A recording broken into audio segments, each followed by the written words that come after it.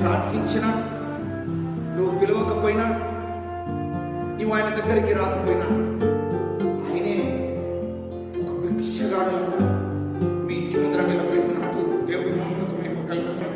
ఆయన మీ ఇంటి ముందర నిలబడి తలుపు తడుచున్నాడా, తలుపు తీయండి, నేను మీ ఇంట్లోకి రావాలి.